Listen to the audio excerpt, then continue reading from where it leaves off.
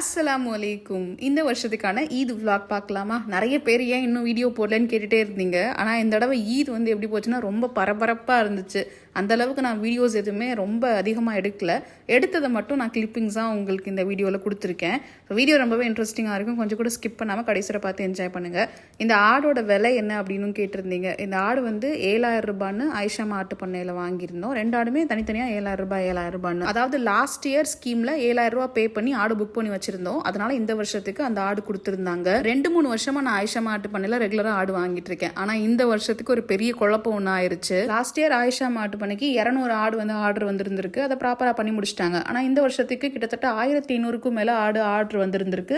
தமிழ்நாடு முழுக்க ஒரு இடங்கள்ல இருந்தும், ஈவன் பெங்களூர்ல இருந்து, ஹைதராபாத்ல இருந்து கூடலாம் ஆர்டர் பிளேஸ் பண்ணியிருந்திருக்கீங்க. இவங்களே டிரான்ஸ்போர்ட் வச்சு அனுப்புற மாதிரியான பிளான் தான் இருந்தது. ஆனால் யோசிச்சு பாருங்க, அவ்வளோ ஆடையும் ஈதுக்கு 1 நாள் 2 நாள் முன்னாடி டெலிவரி பண்ண சொன்னா எப்படி பண்ண முடியும்? யார் நினைச்சாலும் அவ்வளோ ஆடை வந்து அந்த டைமுக்குள்ள பண்ண முடியாது.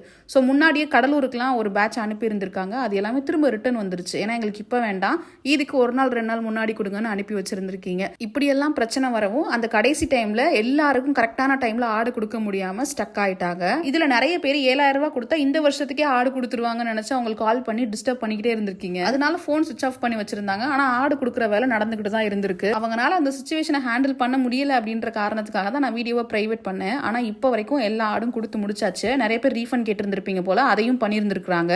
யாராவது மிஸ் ஆயிருந்தீங்க, ஆடு வரல இல்ல ரீஃபண்டும் ஆகல அப்படின்னா இன்ஸ்டாகிராமில் எனக்கு டிஎம் பண்ணுங்க, நம்ம அதை வந்து சால்வ் பண்ணிடலாம். எனக்குமே இதுக்கு 3 நாள் முன்னாடி இருந்தே கால் பண்ண ஆரம்பிச்சிட்டிங்க. நானும் நிறைய பேர்கிட்ட பேசியிருந்தேன். ஆனால் வரலன்னு சொன்ன எல்லாருமே அடுத்து 1 நாள் 2 நாள் ஆடு ரிசீவ் ஆயிருச்சு அப்படின்னு மெசேஜஸ் அனுப்பி ஃபோட்டோலாம் அனுப்பியிருந்தீங்க. என்னாலையும் புரிஞ்சிக்க முடிஞ்சிச்சு. எதிர்பார்த்த டைமில் ஆடு வரலன்ற கோவம் நியாயமானது தான். என்னோட சைட்ல இருந்து இதை நான் சொல்லணும் அப்படின்னு நினச்சேன். அதனால தான் இந்த வீடியோவில் அட்டாச் பண்ணியிருக்கிறேன். அண்ட் அடுத்த வருஷத்துக்கு இன்ஷால்லா ப்ராப்பராக பண்ணிடுவோன்ற மாதிரி ஆயிஷா மாட்டு பண்ணையிலேருந்து சொல்லியிருக்காங்க. இது அன்னைக்கு காலைல எந்திரிச்சதுமே கிளம்பி தொழுகைக்கு போயாச்சு. தொழுகை முடிச்சுட்டு வந்ததுக்கு அப்புறமா ரெடி ஆயாச்சு. ஆடு வந்து நம்ம வீட்டில் கட்டல இல்லையா, ஃப்ரெண்டு வீட்டில் இருந்தது. அங்கதான் ஆடு வெட்டிட்டு கிளீன் பண்ணி எடுத்துட்டு வர்ற மாதிரி பிளான் இருந்துச்சு. வந்து இங்க ஈஸியா டிஸ்ட்ரிபியூட் பண்ணிக்கலாம் அப்படின்னு. ஏன்னா இப்ப நம்ம இருக்க வீட்டில் வந்து ஆடு கட்டவும் முடியாது, வெட்டி கிளீன் பண்றதுக்கான வசதியும் கிடையாது. ஸோ அதனாலதான் அங்க கட்டியிருந்தோம். ஐதானுக்கு இந்த மாதிரி காஸ்டியூம்ஸ்லாம் போட்டால் சுத்தமா பிடிக்கவே பிடிக்காது. எப்படா அதை கலட்டி விடுவீங்க அப்படின்ற மாதிரி அழுதுட்டே இருப்பான். அந்த மாதிரி தான் சினிங்கிக்கிட்டு இருந்தான். ஜராருக்கு எங்க இருந்து இப்படிலாம் போட்டோஸ்க்கு போஸ்ட் கொடுக்கணும்னு தெரியுதுன்னு தெரியல. அவ்வளோ சூப்பரா எங்களோட பெட்டராகவே போட்டோஸ்க்குலாம் வந்து போஸ்ட் கொடுத்துட்டு இருந்தான். அப்புறம் எல்லாரும் சேர்ந்து ஃபோட்டோஸ் எடுக்கலாம்னு ஃபோட்டோஸ் கொஞ்சம் நேரம் எடுத்துட்டு அப்படியே கிளம்பியாச்சு. நாங்கள் வீட்டிலேருந்து கிளம்பும் போது கரெக்டாக ஒரு 8:15 இருக்கும். அங்கே சேமியா, பால், அதில் தேங்காய் பூ, நட்ஸு, டேட்ஸ்ன்னு எல்லாம் போட்டு ரெடி பண்ணி கொடுத்தாங்க. நம்ம வீட்டில் ஸ்வீட்ஸ் ஒன்றுமே பண்ணலை அன்னைக்கு. பரபரப்பாக போய்கிட்டு இருந்துச்சு. சாப்பிட்றதுக்குமே சூப்பராக இருந்துச்சு. சாப்பிட்டு முடிச்சுட்டு அப்படியே ஆடு கட் பண்ணுறதுக்கான வேலைகளை பார்க்கலான்னு வெளியே வந்தாச்சு. ஆடு கட் பண்ண வர சொன்னவங்களுமே கிட்டத்தட்ட 3/4 மணி நேரத்துலேருந்து 1 மணி நேரம் லேட்டாக தான் வந்தாங்க, எக்ஸ்பெக்ட் பண்ண டைமை விட. அதனால இன்னுமே லேட் ஆயிருச்சு. லஞ்ச் எனக்கு தெரிஞ்சு இன்னைக்கு சாப்பிட்ட மாதிரி தான்டா அப்படின்ற மாதிரி இருந்துச்சு அவங்க ஆடு கட் பண்ணிட்டு இருக்கும்போது. ஏன்னா நான் வேற லஞ்சுக்கு என்னோட ஃப்ரெண்ட்ஸ் வீட்டுக்கு போய் அங்கே எல்லாருமே ஒன்னா சேர்ந்து பிரியாணி சமைச்சு சாப்பிடலான்ற பிளானை 1 மாசத்துக்கு முன்னாடியே போட்டுட்டோம். இப்போ இப்படி ஒரு கமிட்மெண்ட் கொடுத்து வச்சிருக்கோமே, கரெக்டான டைமுக்கு போயிட முடியுமா, சமைச்சிட முடியுமான்ற டவுட் வேற இருந்துச்சு. ஒரு மாதிரி பரபரப்பாக போய்கிட்டு இருந்துச்சு. ஒரு பீஸ் 50 கிராம் இருக்கிற மாதிரி வெட்ட சொல்லியிருந்தோம். அப்போதான் கரெக்டாக எல்லாருக்கும் ப்ராப்பராக பேக் பண்ண முடியும் அப்படின்னு. பார்சல் பண்ணுறதுக்கு ரெடி ஆயிருச்சு. இப்போ 1/4 கிலோ பேக்கெட், 1/2 கிலோ பேக்கெட்னு தனித்தனியாக கவர் எல்லாம் போட்டு பேக் பண்ண ஆரம்பிச்சாச்சு.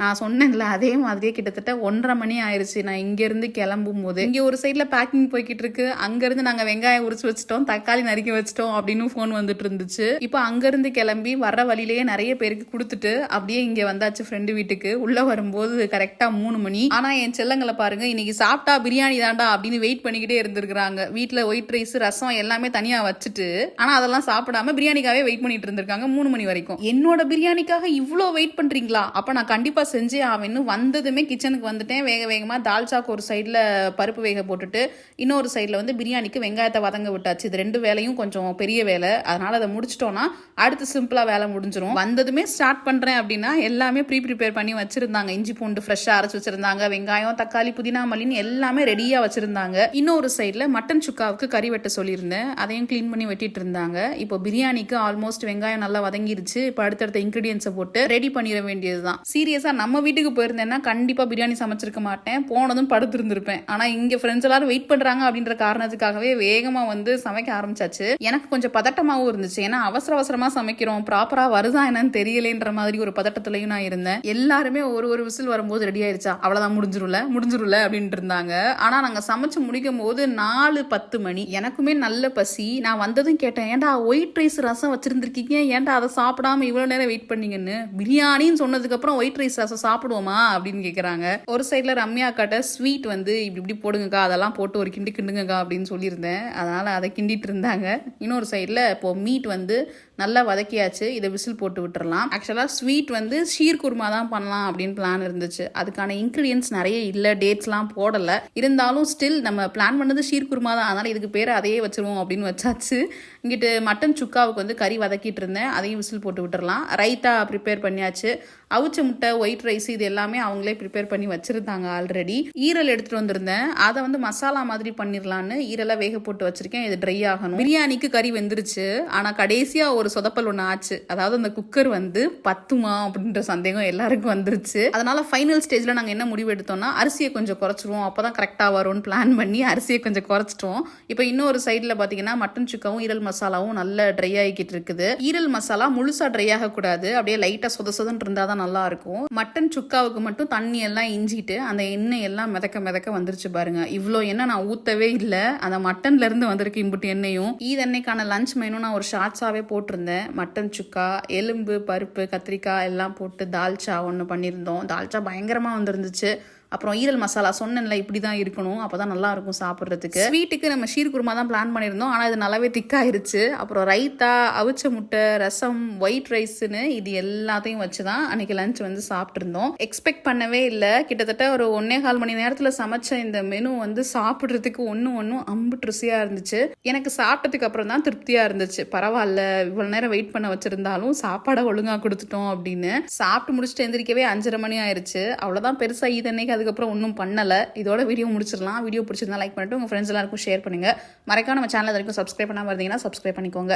பக்கத்தில் இருக்க பெல்லை கிளிக் பண்ணீங்கன்னா நான் போகிற வீடியோஸ் நீங்கள் உடனே ஓப்பன் பண்ணி பார்க்க முடியும். அவ்வளோதாங்க, வேற என்ன, நமக்கு சோறு தான் முக்கியம், சோறு மட்டும்தான் முக்கியம். பை பாய், அஸ்ஸலாமு அலைக்கும். அங்கே சாப்பிட்டது போக பேலன்ஸ் இருந்ததை பார்சல் பண்ணி ஒவ்வொருத்தர் கையிலையும் கொடுத்துட்டாங்க. அதனால அதை வச்சே நைட் ஒப்பேத்தியாச்சு. இன்னைக்கு காலையில இருந்து இருந்த பரபரப்பு ஈவினிங்க்கு மேல கொஞ்சம் கொஞ்சமா குறைய ஆரம்பிச்சிருச்சு. நம்ம பார்சல் கொடுக்க வேண்டியவங்க மெயினா 2 ஏரியால தான் இருந்தாங்க. அதனால ஈஸியாக போயிருச்சு. நாங்கள் வர்ற வழியில் ஒரு ஏரியா ஃபுல்லாக கவர் பண்ணியாச்சு. அப்புறம் சாப்பிட்டு முடிச்சுட்டு வெளியில் போனதுக்கு அப்புறமா இன்னொரு ஏரியாவை ஃபுல்லாக கவர் பண்ணியாச்சு. அன்னைக்கு சீக்கிரமே வேற தூங்கிட்டோம். ஒரு 8:30-9 மணிக்கெல்லாம் படுத்தாச்சு. ஏன்னா முடியல, நல்ல டயர்டு. காலையிலேருந்து ஒரே அலைச்சல் தான் அங்கிட்டு இங்கிட்டுமா. உங்களோட ஈத் டே எப்படி போச்சு?